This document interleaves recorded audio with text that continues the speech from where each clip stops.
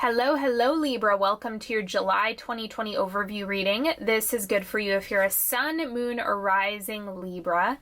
And before we get started, please take a moment to subscribe to this channel if you haven't already. Make sure you sign up for my newsletter because you will get a weekly reading as well as other goodies sent to your inbox. Make sure you check it out. And go look at my Instagram, follow me on there. Lots of great content available for you all over the place. So check out all of the work that I offer. The decks that I use are also in the description box as well. That is where all of the gold lives. So without further ado, I'm going to lay this out and then we will get started.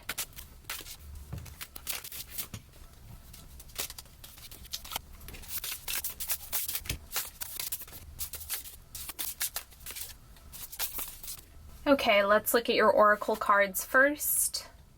Laughing and crying. Okay, so this is about emotional volatility. I think there's probably going to be a mixed bag in July. It's not going to be straightforward or to the point. It's going to be mixed with, grief, sadness. It could be something else that is stirring up a lot of emotions, and it looks like there are many, many, many reasons to celebrate as well. So it's going to be mixed. It is not going to be just monotone in July, so just know that.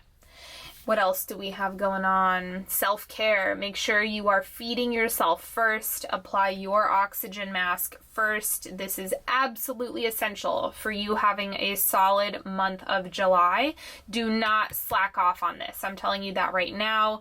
This is coming up really, really strongly that you need to take care of yourself. And we have trust. Ask your guides, act faithfully on their message. Call forth the best in others through your attitude, energy, and expectations. Know that you are supported. Really, really straightforward. And there might even be some work around trusting as well. So, yay. Let's see what the central energy is for you. We have the Hermit. This to me actually looks like rejuvenation.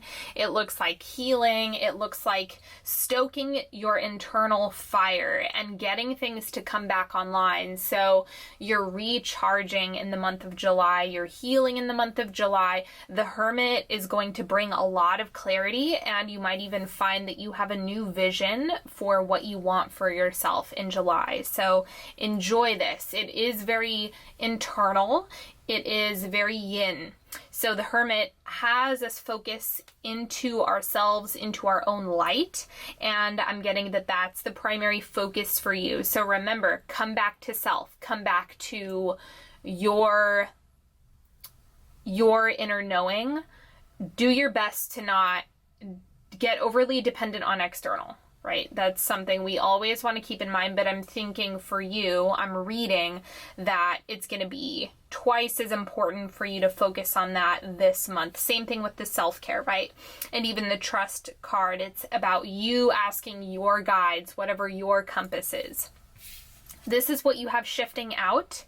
9 of Pentacles. So there's something here about like wanting to do it all, or like in abundance, but the shadow side, right? So this is over fueling, over consumption, like overstimulation. That's what I mean by overfueling. Overstimulation, because the 9 of Pentacles is a lot and abundance. It doesn't mean that the abundance is moving out. Of course not. The abundance is something that always exists. What I think is changing is your relationship to busyness, your relationship to having a full life, your relationship to being needed by others is changing. So keep this in mind. It's like you can't say yes to everyone all the time. So yeah, you are going to have to rock the boat. I know that you guys don't like that, and that's completely fine, but you have to come first in the month of July, as I mentioned previously. That is actually what will make you more available to everyone else, and that's ultimately what you want, so just bite the bullet now. These 2 cards up here are what's surrounding you in July. So let's see. First, we have Justice. You're comfortable here. This is actually like peace and harmony in the way that feels good to you. That's very, very available in July. This is something that should be relatively I don't want to say easy for you to achieve, but it's all dependent on how much work you do here and how much you let this move out, the overstimulation piece, or the saying yes to too many things, or the I'm afraid to rock the boat, so I'm just going to bite my tongue. That type of stuff needs to move, and that's actually what creates open space for more harmony, which is your natural state. And then we also have the Six of Swords. Okay, so you're moving into like sanctuary is the word. Let me clarify this, because the Six of Swords is a movement card. It's actually about, if you're experiencing turbulence now, that's not actually how things are going to be. Things are actually going to smooth out. So let's see what exactly is going on in the environment for you. Son of Wands. Okay, so this is about getting your energy back, getting your life force back. And it's through both the harmony and the fact that you're stabilizing. So there's a lot of stability that's coming through. It's just dependent on how much you're giving to yourself and how much you're holding yourself at this time, and feeding yourself first. That's going to be really, really important for you. So just understand that whatever intensity you have sitting over here that's moving out, it's not permanent. That's the nice thing. All of this is stabilizing and things are getting easier for you, so you can definitely count on that. The Son of Wands is highlighting you getting your fire back. That's the main thing that keeps coming back with the Hermit card, is the internal fire that's brewing, and that's coming back online. The oncoming energy for you is the High Priestess. Now the question always is this a part of you that you're getting in touch with, or is this something more environmental? I mean, I'll clarify. Let's see. What is the High Priestess? What's really happening there?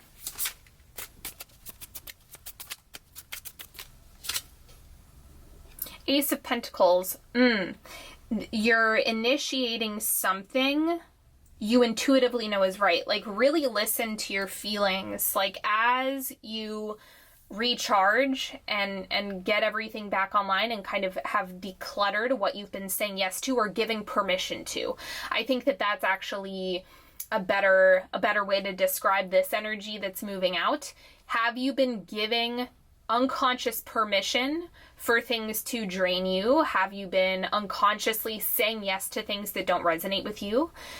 This is actually you feeling really in alignment with your gut. You feeling really in alignment with your soul, with your truth, with what resonates with you. And the Ace of Pentacles is about acting in the material plane from this space. So ask, once again, bring your reflections to yourself and just get curious about what feels good to you. The Ace of Pentacles is kind of the move. It's about, okay, I'm going to act, or I'm going to invest from that space, or I'm going to make a move based on the feelings and kind of the yearnings of my soul. God, that's cheesy. But that is what this is having you reflect on, because you're no longer going to be making decisions or initiating from a place of obligation, or I'm having 50,000 things come at me, so I'm just going to say yes so I don't have to rock the boat. That is actually a really outdated way for you to utilize your harmonious nature. And so this is about getting back into the proper rhythm with your Libra energy and focusing on how true harmony is stored in your life. How are things really stabilized? Because burning yourself out, bleeding yourself dry is not sustainable, and that is not harmonious. That actually creates disharmony in your world, in your sphere. So you have to look at your internal state as a microcosm of what you experience externally. That's what this is pointing to. And then when you can get back to your truth, that's where you can initiate from, and it's going to feel really good as a result.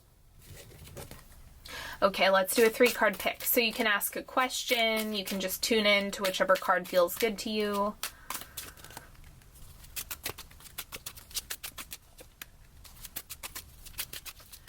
And if you need more time, pause the video.